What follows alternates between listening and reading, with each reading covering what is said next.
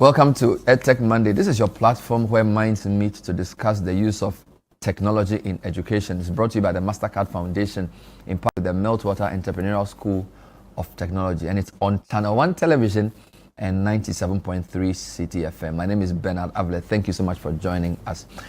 The government is thinking of an Edtech strategy. It's really a policy that we want to put in place with various building blocks.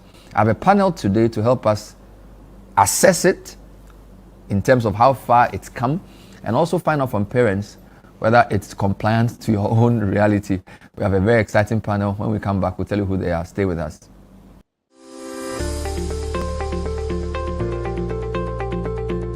Welcome back. So today on Edtech Monday, we're delving into Ghana's draft Edtech strategy. So how far has the journey been in putting this together? What are the various building blocks? And what will this strategy do to help our young ones become globally competitive? I have a very exciting panel. I have Larry Agbado. He is the Deputy Executive Director of SendLoss. Larry, good to have you again. Good to have you, Bernard, also. Amazing stuff. Professor Kofi Sapong Edumenu is an Associate Professor of Computer Science, University of Ghana. Prof, great to have you. Great to have you too. Amazing. And we are happy to also be joined by the COO of Chalkboard Education, Genevieve Simiyu. Hello, Genevieve. Hello, Bernard. Hello, everyone. Happy to be here. Great to have you. So I always want people to know who you guys are before they have to hear what you want to say. So Larry, in a minute or two, what is SendLoss and what do you do there? All right, so Bernard, thanks very much. So SendLoss basically stands for Center for National Distance Learning and Open Schooling, an agency under the Ministry of Education responsible for seeing to the integration of ICT into our education system. We also handle issues around distance learning and then open schooling. So basically that is about SendLoss. One of the main arrowheads in government's EdTech implementation. We are actually the main body responsible. So you will use the strategy? The strategy actually falls under our office. Well, it has to be well drafted so that you can be useful to you. So we'll ask him whether he's done it well. Prof, tell me who you are and what you do. All right, thank you very much. I'm Kofi Sapong Edumenu with the University of Ghana, Computer Science Department. Nice. So I teach mainly artificial intelligence and also data structures and how computer systems must work. Mm-hmm. I also consult for the World Bank. So it was through the bank's intervention that this Edtech strategy was put in place with other agencies that supported. And how long have you been working on this strategy? For the past 2 years. Whoa. Yeah, all right. For the past 2 years. I learned somewhere that these days knowledge changes every 2.5 years. Yeah. So I don't know. So, you know, the hopefully way... you don't have just a half of a year of the strategies. We just have a half year. We'll see. Genevieve, who is Chalkboard Education and what does Genevieve do there? So Chalkboard Education is an EdTech platform that allows you to learn anything, anywhere, regardless of your internet connection. We're a company started here in Ghana, but we've spread across to 13 countries across Africa, including a few countries in South America. And we've been working primarily with teachers to improve their understanding of technology and make sure they're able to support learners in the classroom. Wonderful. We want to urge parents to pay attention to this edition because we're trying to test the strategy in terms of how workable it is. And I'm on this show as a parent, not a journalist. So I'll be asking a lot of very basic questions.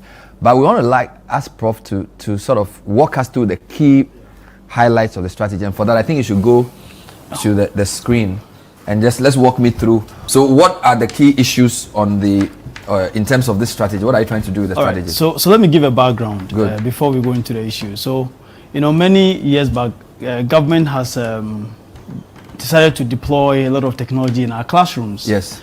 But most of these technologies are they are built in silos. So they don't talk to each other. They do things differently. But the goal is one. We want to make sure our young people can be driven by tech and they can use it because in the modern parlance, that is where we are. And we need to make sure they are compliant. Hence, we need to understand whether Ghana indeed is ready with all these technology stuff. So the World Bank did a study on what we call the Edtech Readiness Index to see whether ETRI, whether Ghana is really ready to even begin with this Edtech and other things. So within the ETRI, were to look at a comprehensive global tool, which will evaluate all the countries which Ghana was part. Good. And we're measuring different enabling factors. So what really are the factors that makes Edtech? So technical infrastructure, the human part, and also capacity. Wanted to make sure whether Ghana is ready in all these things. And then how we can monitor at the country level Ghana's progress to see where we are. And of course, we use this to inform policy. So let's see interesting things that came out of this. Wonderful. So we focus on 5 or 6 major areas: school management, teachers, students, devices, connectivity, and digital resources. You know, when you want to bring Edtech and school management is not in favor, forget about it. They will keep these devices in their offices locked up, and then nothing happens. So teachers, school management play key role when it comes to whatever we do with technology. Students, yes, are very important because they are the user side. They use all these things. So we want to see whether they have support at school, at home, other places, because Edtech is a continuous process. We do not just go into it and then you do at school and then you come home, there are no devices to deal with it. Devices very important, but Edtech without devices, it's not going to happen. It's not going to happen. And then there's connectivity. Connectivity, because Ghana's internet penetration rate itself is low, around 60-70%. We are heading towards 80, but we are still not getting what we are looking for. So connectivity was crucial for us to understand where we are, for students to assess it, the quality of service we want, and also the resources. All these can be in place. If we do not have the required resources, then we do not have Edtech.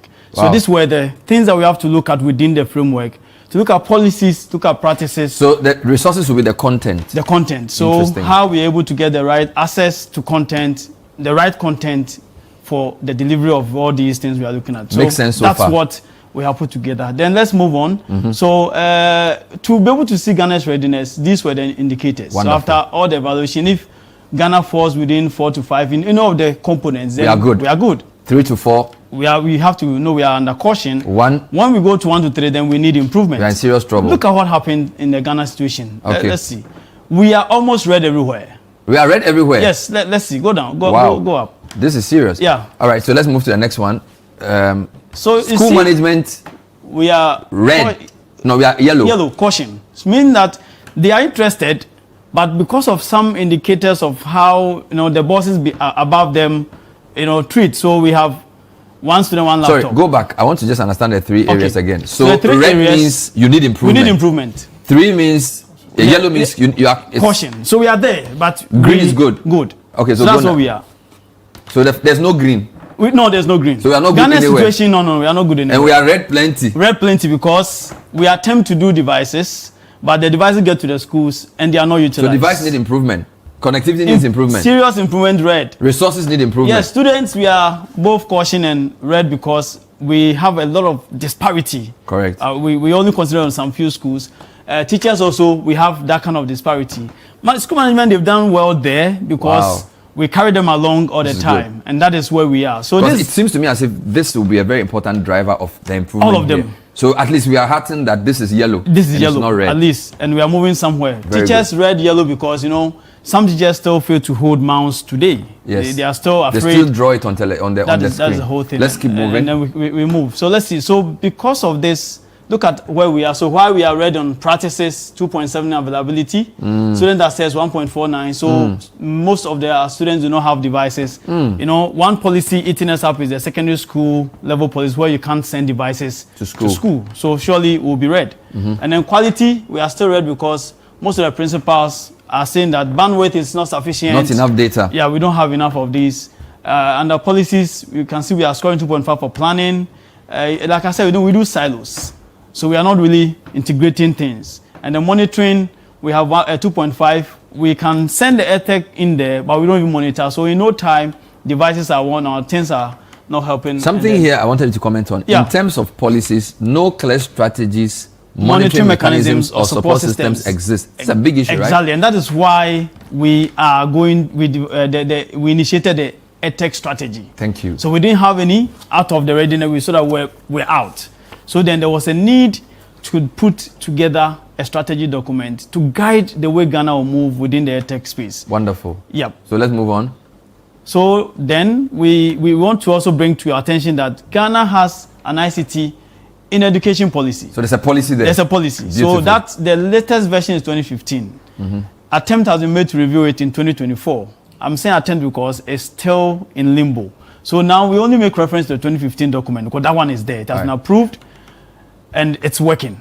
So usually when you talk about policy, it's like what sits at the top. At the top. This is the government's vision. The government vision. Strategy then, is how you want to get there. How you want to get there. That is what happens. So there's a policy framework. A policy framework. Out of which you are now deriving a strategy and where we want to go. And there were 8 policy areas. Eight pillars. So management and administration of education. And that's why we are doing well there. We are yellow because government was mindful to ensure that management and administration of the education system itself is catered for. Then infrastructure, maintenance connectivity, e-readiness, and equitable access. It's something that we are looking for to ensure we bridge. Then curriculum design, instructional delivery and assessment, inclusive ICTs for learners and educators with special educational needs, correct, capacity building and professional development, emerging tech and adaptability, industrial collaboration, partnership and financing, and then cyber security and digital safety. So these are the 8 policy areas. 8 policy areas. So out of this, then we derived the strategy for each of the 8. For each of the 8. Amazing. Hence, we even went beyond because some of them were big. We have to split them so we can have specific activities. But at least this gives us a sense of how to think about it. Exactly. All right, let's move to the next one. So that brought us to think of what we want to put into the Edtech strategy. So you call it a digitally inclusive and resilient educational system in Ghana that enhances learning, teaching, and management through accessible, relevant, and sustainable Edtech. This is quite neat. Exactly. I like and then that led us to have a mission where we want to guide the integration of digital technology into Ghana's educational system by strengthening foundational systems, which is very important because you saw teachers half red, half yellow. Students half red, half yellow. So we need to strengthen foundational systems, expand equitable access, empower educators and learners, and then promote innovation within our sector. So we need a strategy that can help us to achieve this mission. I'm with you so far. I think the vision is clear. The mission is also, it makes sense. So let's go on. Good. So what are the strategic objectives? We want to establish clear roles and policies and structures to lead the implementation, expand ICT infrastructure, support creation of localized content. So government has in mind we have to have curriculum design, but we need to make sure it's localized, train teachers, administrators, learners to have improved digital literacy, use data systems to track Edtech, protect the learner. Very important. Once you put them online, you will expose them to tech, then you have to think of protection. Particularly because they are young. So I would circle this as a key point for me as a parent. Yep. Protecting learners and school data is very critical for me as a parent. Yes. So you can promote also responsible digital citizenship because now we are moving into a digital paradigm. Yes. We expect us to live in a certain code when we are also online. Yes. We cannot be seen as going beyond what is expected. Then we ensure all learners are part. So we are not taking anybody out. So disability, those in remote areas, everybody can have access. So these are your strategic objectives. There are 8. Yes. Because of course your policy objectives were 8. Yeah. Let's move to the next one. Good. So now, out of that, then we give it to the 13 thematic pillars of the strategy. You are behaving like a computer scientist, right? So you are sort of deriving, of course, and your root issues. Yeah, very interesting. So governance, management and admin, infrastructure and connectivity, localized content creation, capacity building. Are these in order of importance, or is just 13? Well, it's just 13. It's just 13. Okay, so we didn't order them in. But of course, if you look at it, it forms that intent because governance is crucial. Yeah. And the everything starts with that. Everything starts from there. And the management sort of takes over. Infrastructure comes in. Block. So local content. So inherently, it's like the base. It's the base. Then you build on that curriculum, ICT, inclusivity and accessibility, AI and emerging tech, cyber security, data safety. You look at data management, how we protect, how we monitor, and then how we do the experiential learning. This makes a lot of sense. So it's like you start from here and end here. Because at the end of the day, you want learning and innovation to thrive. Yeah. But it starts from the infrastructure, the governance. Then we are leading down. So this is where we are with the strategy. So parents, we have 13 thematic areas for the strategy. And I think it makes sense. At least for me. Yeah. I'm going to ask Larry and Genevieve what they think. Is this your last? There's one Yeah, more no, for I now. think that's it. Beautiful. Sure, for Thank now. you. Sure. So I think, look, you've given us enough for us to think about. Edtech Monday took us back to the classroom. Yeah. And Prof. Edumenu, thank you so much. I'll just take first-time thoughts from Larry and Genevieve on what we've seen before I even get into the details. Larry, what do you make of what we've seen so far? Oh, this is actually a very great one. It covers almost every aspect of our education system. If you look at the 13 pillars, from governance to management and administration, to even AI and emerging technology, which is now the norm of the day. So it's actually covering every aspect of our education system. Genevieve, I don't know if you remember the 13. We'll put it on the screen. What did you make of what Prof said? And are you excited or worried with what you've heard so far? I'll start with, I'm very excited. I really like what I've seen on the screen so far. I think it's a very well thought out policy as well, just because of the 13 pillars and the research that has gone into coming up with this policy. I know it was not any light work for anyone. So I think it's a very good document. And I'm really happy that it's coming to the public so that we can all see and collaborate and work together to make sure it becomes something we can use to regulate our work in EdTech. Wonderful. I think from what I saw, governance was at the base, school management, infrastructure. Those seem to be the big ticket items. Can you explain why those are important? And I'll ask Larry to comment on whether you agree as well that those seem to be where everything starts from, right? Everything starts from governance and the management administration, because government has made effort to send devices to some selected schools, and also has sent some kind of programs to some schools to implement. But Ben, I really believe that you go to some of these schools and these devices are locked up in offices where they're saying that, oh, well, we have not been permitted to use these devices. But remember, devices have timelines. They can become obsolete. So then, before we see, government has, the program is just gone, devices unused, and then we need to go and reinvest. So if the top is not well motivated to implement whatever government seeks to put across, then we'll be out. Aside this problem, another important problem that we have identified why we think governance is very important is when the schools are given these resources, they still wait on government to maintain the resources. So then there is no plan. Okay, there's no sustainability plan, let me put it that way, to make sure that the devices that has been brought or the resource that has been brought are maintained for future generations. And it's like, oh, well, government bodies is not sufficient, so we are still waiting for it, or we don't have money to maintain it, so iBoxes will be damaged and then they can't maintain it, laptops will be damaged and they can't maintain it, waiting for government to come back again to maintain this. So governance issues and management are very critical if we want EdTech to really succeed. Larry, what are your thoughts around the arrangement of the 13 priorities, and which of the priorities speak to you the most? For me, sitting at where I am currently, I think governance is the top priority for me, because everything trickles down from there. As you said earlier on, that's the base. And if you even look at the strategy, it makes room for some level of leadership where we are going to have a national steering committee, a technical working group. So imagine if this strategy had been implemented earlier. The challenges we are currently having with the one student, one tablet. Recently, I'm sure you heard the minister complain that the students are using the tablet to do other things. Very good. So when this strategy is actually implemented faithfully and then inclusively, I think it will go a long way to address some of these challenges. Jennifer, I don't know if you're able to take a screen grab of the 13. I don't remember all, or if they can put it up again, because I wanted you to tell me which one or two of them speaks to you the most, because of course you are an EdTech entrepreneur. You have a solution that you bring to support learning.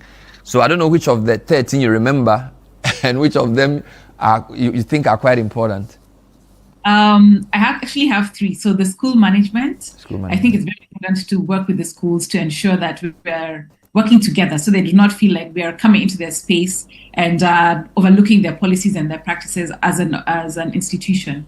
Another pillar that I really appreciate is the data and the data governance, mostly because as EdTech, we also are collecting data. So we need to know how the learners are learning, what they're learning, long it takes for them to learn. So the time on task and all that information. And that needs to be regulated. It needs to be something that we can easily access, but also not at the detriment of the learner. So of course, looking at the anonymized data, making sure that's made available to entrepreneurs so we can build something that is relevant for the learners instead of building something that the learners will struggle with. And lastly, I really appreciate the cybersecurity aspect of things, mostly because we are now bringing these devices to our learners and we know all the dangers that exist on the internet. So having that in place would make sure that our learners are protected and might not fall prey to any of the challenges that exist online. Thank you, Genevieve. This is Edtech Monday, and it's coming to you on 97.3 City FM and also on Channel 1 Television. And the question is simple. Will your child be left behind as Ghana drafts its Edtech strategy? My guest, Professor Kofi Sapong Edumenu, who's a lead consultant working with the Department of Computer Science to develop this strategy. Larry Agbado is the Deputy Executive Director of the SENDLOS. They are the main arrowhead for government when it comes to delivering Edtech. And of course, Genevieve Simuyu, the COO of Chalkboard Education. They are solution providers within the Edtech space. When we come back, we have a big question. Strategy doesn't implement itself. So how do we move from great strategy to great implementation? And how do we involve parents, teachers, and other stakeholders to own the strategy and make sure it works? Stay with us.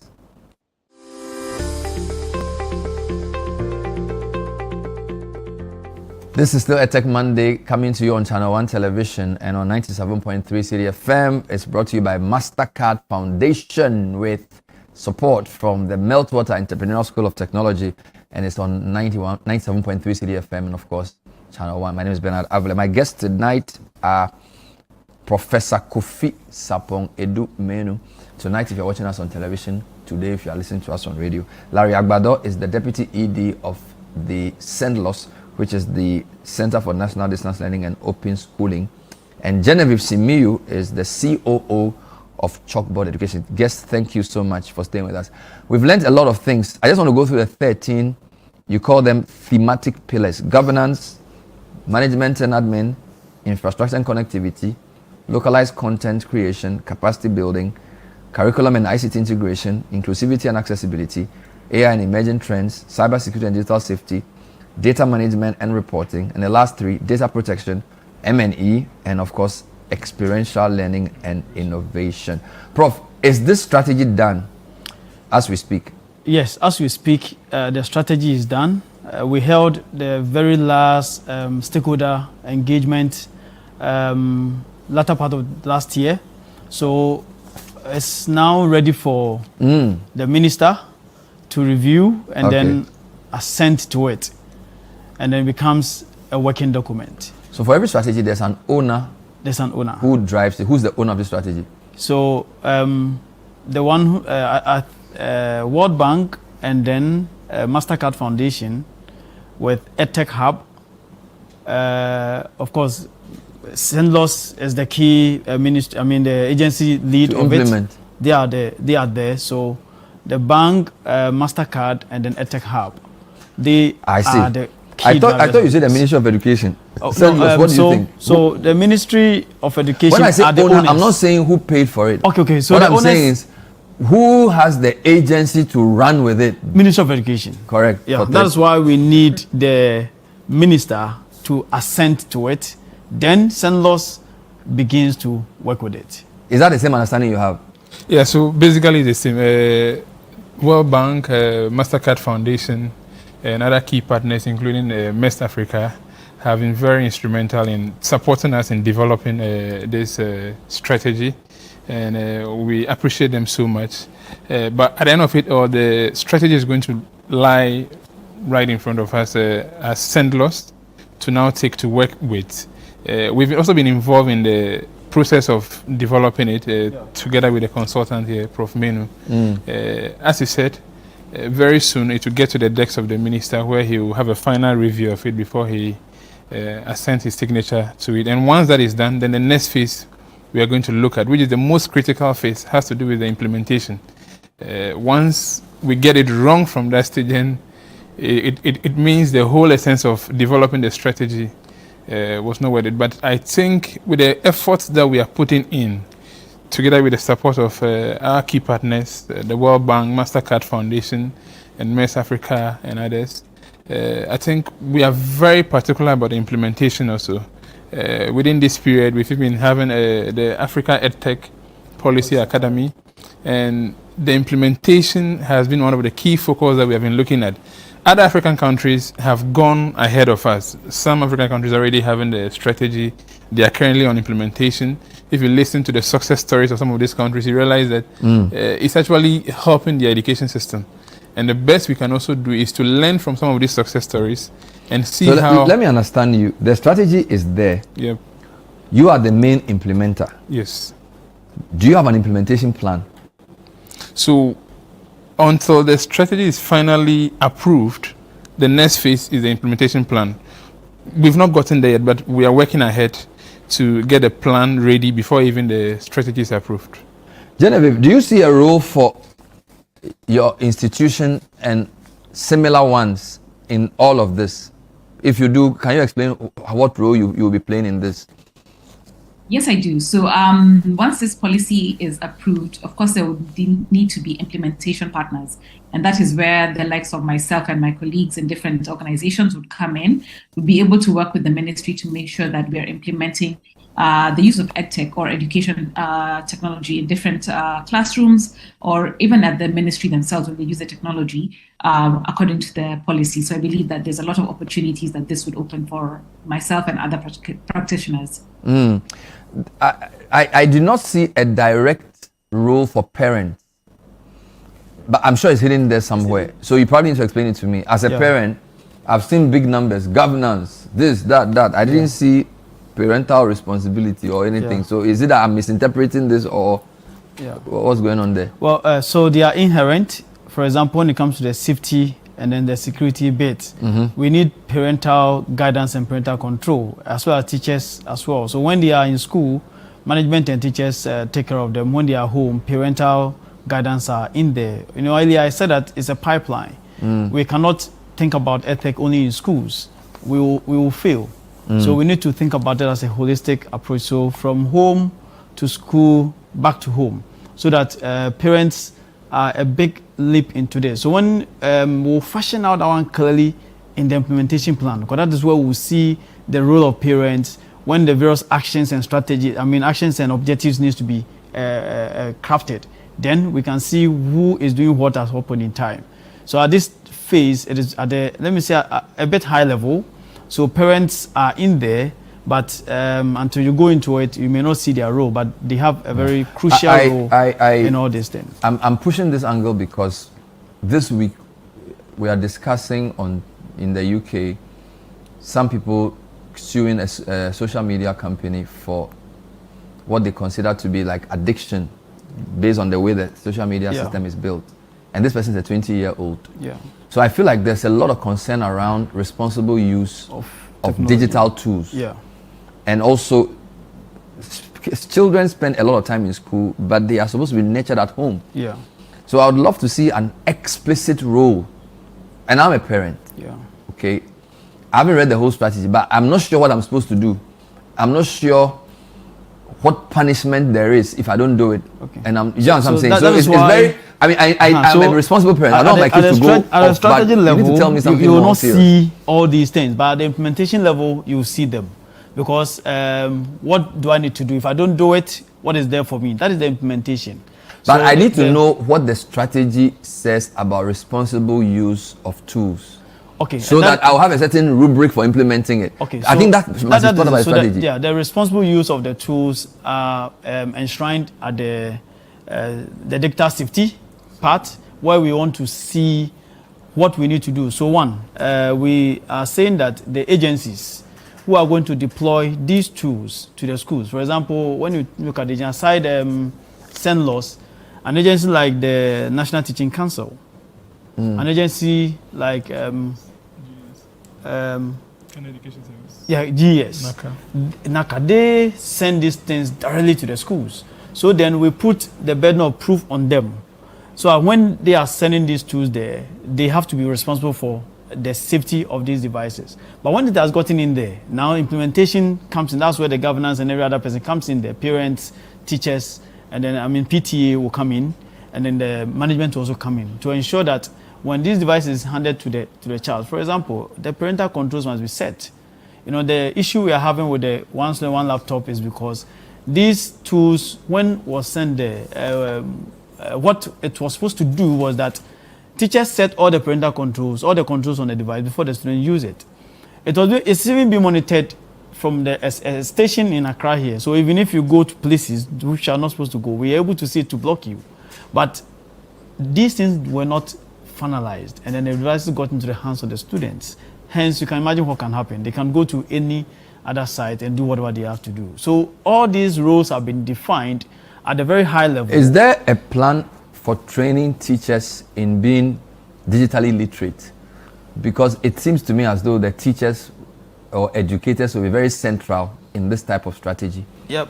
Is there a clear plan? Let me take other views on this. Is there a clear, okay, I'll start with, is there a clear plan for this? There is a clear plan. So capacity building in itself comes with a very basic level. So we took it for granted that everybody who is holding a digital device has knowledge of its usage. But that is not true. You know, people hold devices in their hands, but their comfort is only the part that they are interested in. Outside that, nothing else is of use to them. So then we need to train individuals, teachers, on how to really set these securities on devices, because they don't know how to do it. Larry and then Genevieve, do we know or have we done an assessment of our teachers to know the skills gaps?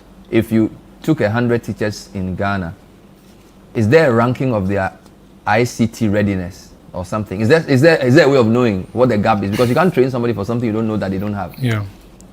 So there's actually a huge gap in that area. In the past few years, the National Teaching Council, together with SENDLOS, with the support of Mastercard Foundation, have trained quite a number of teachers in digital literacy. We have over 400 teachers, even under the government payroll, but with that, we're able to train about just 70,000 or so. So there's still a huge gap to fill when it comes to the training. Aside that also, in one of our recent stakeholder engagements on the strategy, we also identified some other gaps with the pre-service teachers, that is those who are even in school, in the colleges of education, in the universities. That why do we also wait for them to come out before we now find ways of training them in these areas? Why don't we start the training right from their training institutions?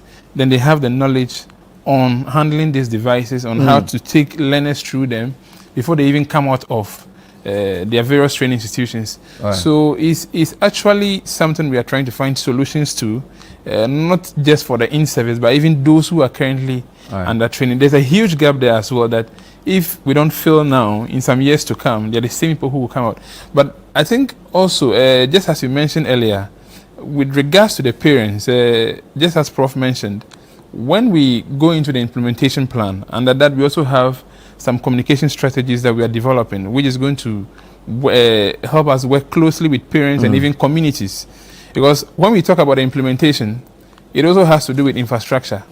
Now, this infrastructure has to do with devices, has to do with even power. One key element of this strategy is equity. That every learner, irrespective of their geographical area, should be catered for. You go to a school probably in Bongo, and that school has no source of power. So all those things also have to be catered for. Devices, power, connectivity, internet. And all this will involve working closely with stakeholders. If you're going to put up an ICT lab in a community that will serve learners or kids there, you have to work with parents, you have to work with the community leaders to make sure that even that ICT lab that is going to be put up there will serve its purpose and will not be used for something else. Genevieve, you can tell I'm very worried about safety for kids and also skills gaps for teachers. Can you provide me any comfort with what you know? Yes, I can. So I'd like to just add on what the gentlemen have said, that the NTC has done a lot of work to include ICT into their curriculum, even for the pre-service teaching. One of the bottlenecks that we're now seeing is that because, as Bernard mentioned, technology is evolving so quickly. So within the space of 3 months, 6 months, up to a year, things will have changed. So even with us as Edtech practitioners, whenever we're bringing in our applications to the classrooms, the teachers have not interacted with this particular application before. So they're familiar with a few of the apps they've been exposed to, but not really the ones that we're bringing into the classroom right now. So what we need to focus on there is, I know MEST is working very hard on this, and the Ministry of Education as well, in making sure that the Edtech practitioners are aligning themselves to what their ministry needs, working within the education strategic plan to make sure that they're covering all their bases. So for the teachers, for the learners, making sure the curriculum is something that we're also working on as Edtech practitioners. When it comes to the safety and the devices, that has always been a very big question that parents are asking. And one of the assumptions, as Prof mentioned, was that most people know how to use these devices, but some people don't know how to, switch it to children's mode or child mode. And leaving it to one teacher who's handling maybe 40 devices would be quite unfair. So one of the ways to make sure that this policy is successful is to engage the parents and bring it to their level and make sure that we're sensitizing them as much as possible in as much as we're working with the teachers. So for instance, we can get access to the teachers through our application and our training programs, but we would not be able to access the parents, and they would probably be accessed at community sports. So for instance, either the church or the mosques, an NGO somewhere will be able to do an outreach training for them so that they're able to know how to use these devices with their children. The children are also very, very using the devices. The way the devices are made are very intuitive. And as someone mentioned, the social media suit that's going on, it's done in a way that just encourages you to keep using the device or keep using the application. So children are able to quickly, navigate the applications without much training. You don't need to tell a 1-year-old where to click. The buttons will speak to them on their own. So you need to be able to tell parents that this is what is going on the device and make sure that they're able to understand how to limit the access to certain platforms for their children. Thank you, Genevieve. Prof, some teachers will worry that technology might increase their workload. How can Edtech actually make teaching easier? All right, so technology comes rather make our work more easier. It releases most of the stress that we have on ourselves, especially if we know how to use it. Remember, one of the things that people don't want is change.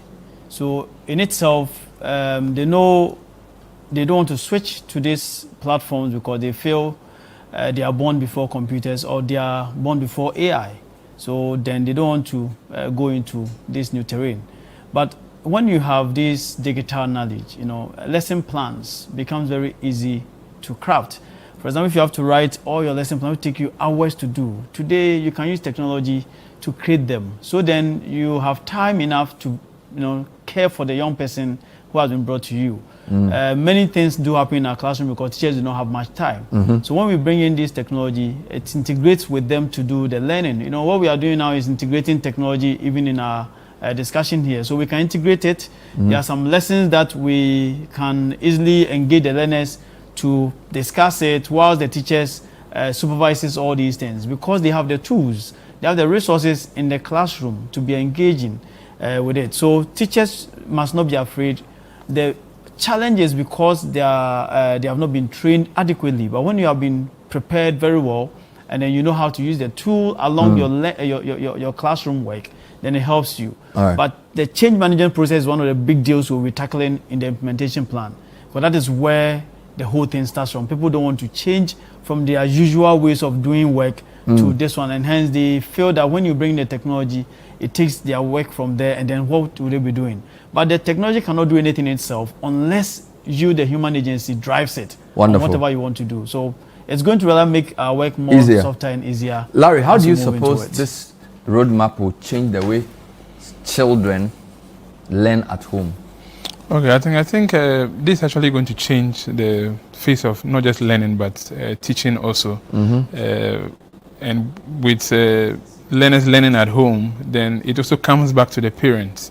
And that is why I said in the implementation plan, we have a very special space on how we are going to have further stakeholder engagement, particularly with parents, how we can reach out to parents. Because once they leave the walls of the school and they get home, whatever the learners, whatever devices they are playing with or using to learn, they are now in the hands of the parents. Parents are supposed to monitor what these learners are using the devices to learn or watch, be it on a tablet or phone or laptop. So it's actually going to change the whole Edtech strategy. It's actually going to change the face of learning and teaching as a whole. And I feel that the key area there is also reaching learners in deprived areas. How we can reach them. And the strategy talks about even going far of developing content that can be kept on offline platforms. So if you go to a place like Chinderi, where probably there's a challenge with network, these offline platforms can help learners there also get access to the same quality materials that someone probably in Kumasi or Accra has access to.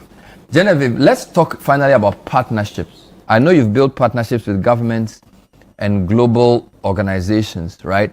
What kind of partnerships would make a national Edtech strategy sustainable? Right. So the partnerships would need to be very strategic. We need to move away from the project-based approach, which normally, once a project is complete and there's no sustainability plan, then the project would come to an end and everything we've done has gone away. So what I'd recommend and what we've done in practice is that a lot of research goes into the work that we do. So whatever we're working on, it's research-based, and then we focus on the evidence that comes out of that research, and we're able to share that with different partners so that they can come in and work together long-term. So we're able to see, for instance, areas that have low connectivity, areas that have no electricity, areas that don't have, or regions that have device shortages, so that not everybody's using the same device. We need to be able to work around those. So once our partners are able to have these, this evidence and this data made available to them, then they're able to make the right decisions to work long-term on these projects with us. When we focus on the project base, which is going to be something for 6 months or 1 month, or 1 year, then you realize that you're only working to, within a log frame. You're like, okay, this are the goals I set, and this is what I want to achieve, and then I'm done. And that's not going to be sustainable for Edtech, because we need to beyond that. We need to make sure that, for some of us, these are businesses, so we need to make sure the business is running for the next century to come, something you can hand over to your children in the future. Another thing that we realized really helps with the partnerships is the community. So working with the teachers, working with the communities that we're working in. We've been fortunate to work in rural areas as well, and we realized that one of the major challenges, and not just rural areas, but is connectivity. So when we realize that the connectivity is an issue, we need to leverage the community centers, because then it's usually stronger. They normally put maybe a mast around a church or a mosque, so the network would be stronger there. So having that relationship allows the community to allow your learners to come into the space when they need it, to use the devices as they should. You can also use NGO spaces, which also have a bit of access. So we need to focus on also the design of the technology that we're using. If we design our technology in a way that isn't inclusive, so it leaves people out. So if, for instance, if you're designing only internet-only devices, then we'd have a challenge there, because we'd leave a lot of the population behind. So we need to focus on making sure our designs and our devices are something that can be used by everybody. Thank you. Let's wrap up with a final question. We are in an era of inclusivity and equity. How can this strategy ensure that people living with disability, people in low-income communities, rural, are not left behind in this digital learning? Right. So one of the key things is the strategy makes way for things like bringing in accessibility features in most of the platforms that we'll be putting out within this Edtech strategy when we begin the implementation. So those who, we have sign language taking place now. It tells you that when we are also creating the localized contents, one of the key features that we have to always have in mind is those who are within the areas of signing, those who cannot see, we put in accessibility features so that they can navigate the platform without any difficulty. They don't need anybody's support. They should be as free as any other person navigating around the platform. So when we enable all these accessibility features, then it gives them that strength to be bold enough to use the platforms. Offline devices, very crucial. We need to design the solutions along as we move into the online devices, we don't just do online, then offline becomes an afterthought. It should be right from the beginning. When we want to go into the implementation, we are going with both online and offline solutions.